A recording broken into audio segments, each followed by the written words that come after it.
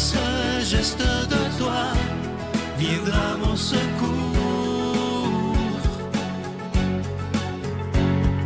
Viens semer dans mon âme le grain de l'amour. Je traverse un désert et je meurs de soif.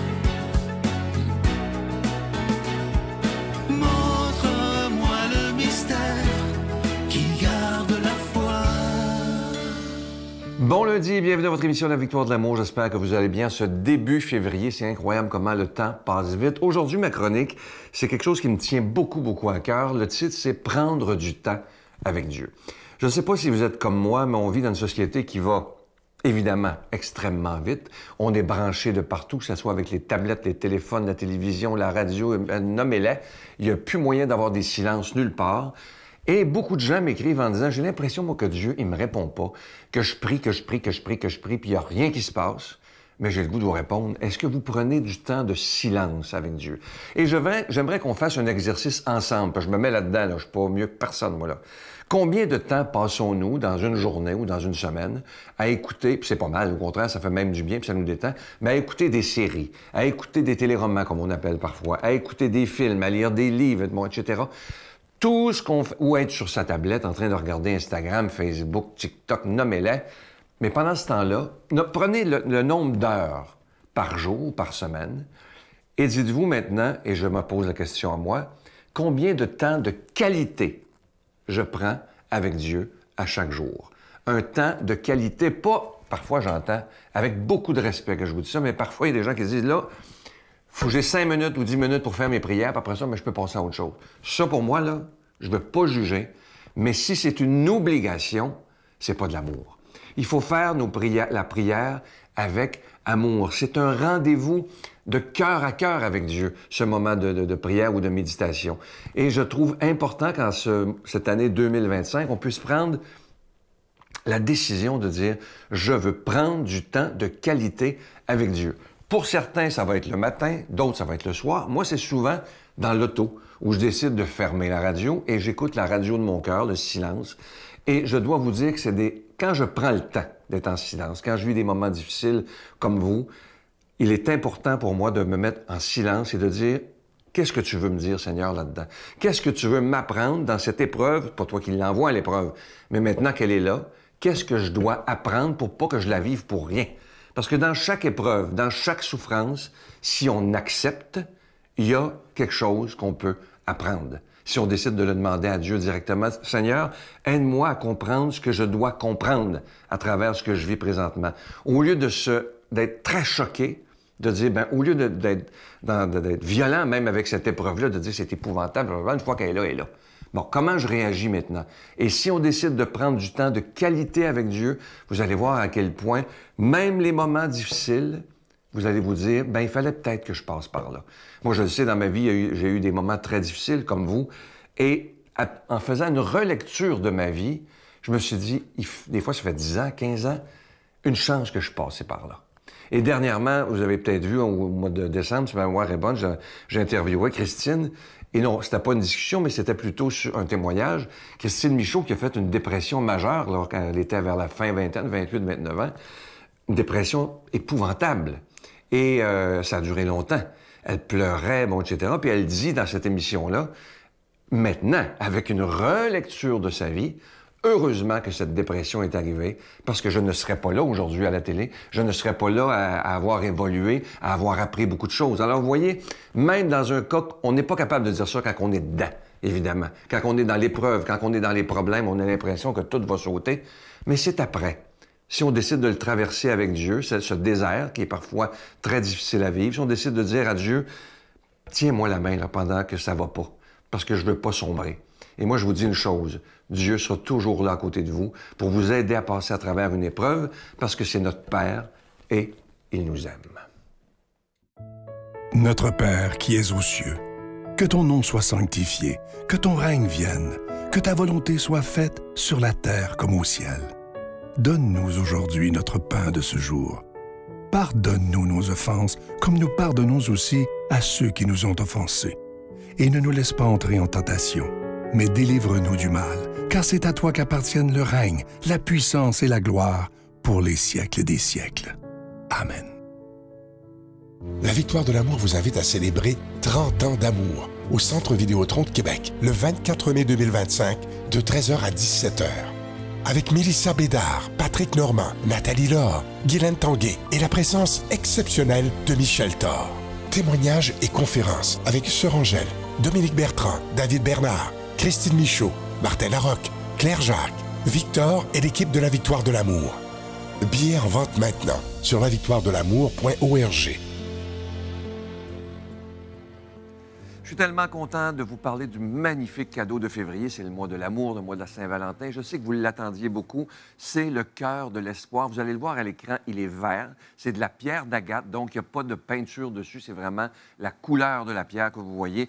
Et évidemment, la pierre verte, on dit que c'est la pierre de l'espérance. Alors, vous voyez, en forme de cœur, absolument magnifique. Ce bijou, il est déjà béni. Ça inclut la chaîne en acier inoxydable, donc ça ne ternira pas. Vous vous souvenez du cœur bleu, comment vous l'aviez aimé? Mais c'est la même chose, sauf de couleur verte. Et je vous rappelle que ce n'est pas peint, mais c'est bien la couleur de la pierre qui est ce vert absolument magnifique. Je vous rappelle cette magnifique carte de Marie qui est toujours disponible. Vous savez qu'avec un don de 25 $, vous recevez un cadeau. Avec un don de 40 $, vous en recevez 2. Et évidemment, vous allez recevoir un reçu pour fin d'impôt. Je vous remercie de tout cœur de ce que vous faites et ce que vous ferez pour la Victoire de l'amour, parce que sans vous, vous le savez, hein, cette émission-là ne pourrait pas exister, mais maintenant, ça fait déjà 30 ans que nous sommes ensemble. Merci de tout cœur et voici comment vous procurer ces cadeaux.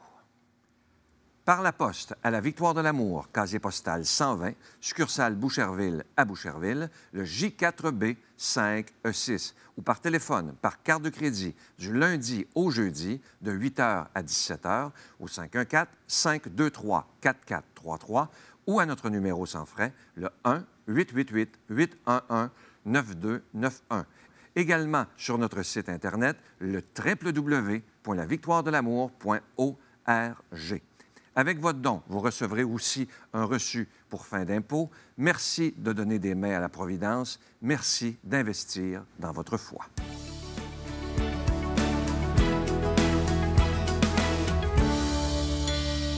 Mon Dieu, donnez-moi la sérénité d'accepter les choses que je ne peux changer, le courage de changer les choses que je peux et la sagesse d'en connaître la différence.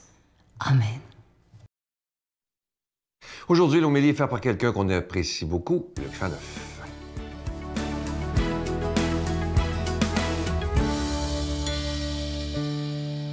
Bonjour, merci d'être là pour la méditation quotidienne de l'Évangile. Aujourd'hui, Jésus va te présenter comme un exorciste. Oui, un exorciste, forcément dominant les démons. Et ça va donner l'occasion de parler de ce sujet dont on ne parle presque plus, il faut l'avouer.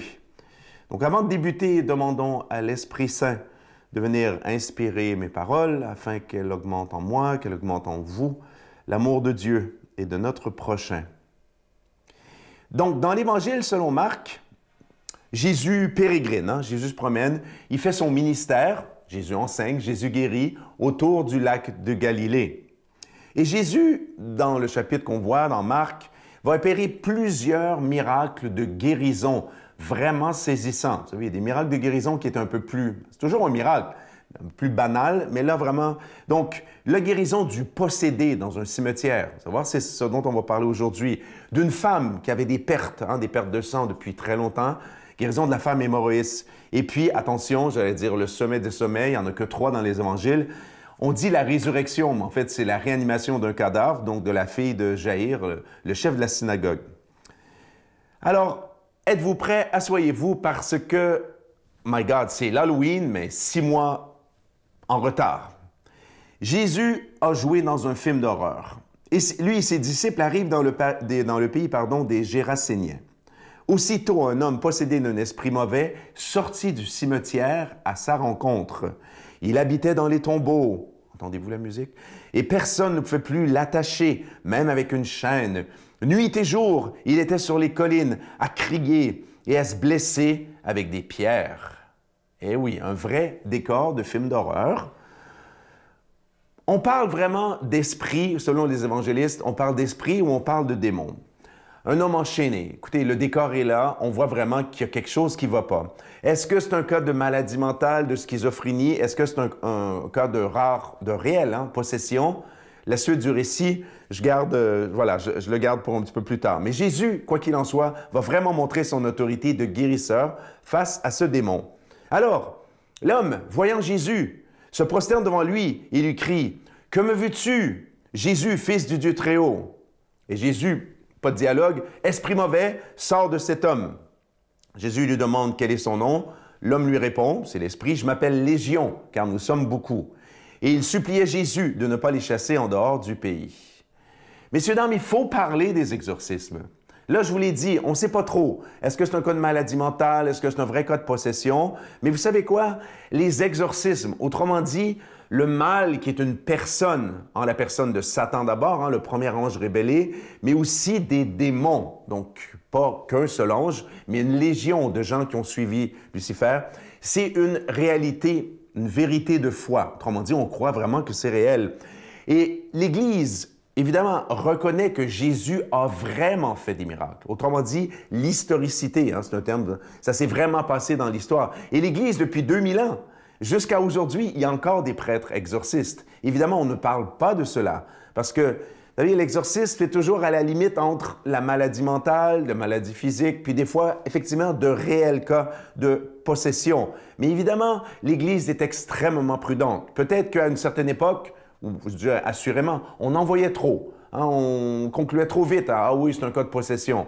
Mais aujourd'hui, peut-être que justement, c'est le contraire. On est tombé dans notre excès et on ne reconnaît pas quand il y a de réels cas de possession ou d'infestation diabolique. Quoi qu'il en soit, et ça, c'est un des cœurs du message, Jésus va reconnaître que cet homme a perdu sa liberté, que cet homme est dominé. Et Jésus, est un guérisseur. C'est un guérisseur intégral à la fois du corps et de l'esprit. Là, on voit que c'est vraiment une guérison. On est habité par un démon. Ce n'est pas nécessairement une maladie quelconque, une maladie physique. C'est une maladie spirituelle. Et là, évidemment, Jésus va envoyer les démons se jeter dans les cochons qui vont sauter la falaise. On oublie ce petit bout-là. Okay? Le plus important, qu'est-ce qu'on a à retenir? Jésus n'est pas qu'un guérisseur physique. On voit beaucoup de cas dans l'Évangile où Jésus guérit le corps. Mais Jésus est aussi un sauveur surnaturel, spirituel. Et vous et moi, on voit dans le monde actuel aussi, beaucoup de gens sont atteints par, j'allais dire, des mauvaises idées, des mauvaises tentations. Et ça, Jésus guérit cela aussi. Demandons à Dieu de nous bénir, lui qui est Père, Fils, Saint-Esprit. Bonne journée. Je vous salue Marie, pleine de grâce. Le Seigneur est avec vous. Vous êtes bénie entre toutes les femmes, et Jésus, le fruit de vos entrailles, est béni. Sainte Marie, Mère de Dieu, priez pour nous pécheurs, maintenant et à l'heure de notre mort. Amen.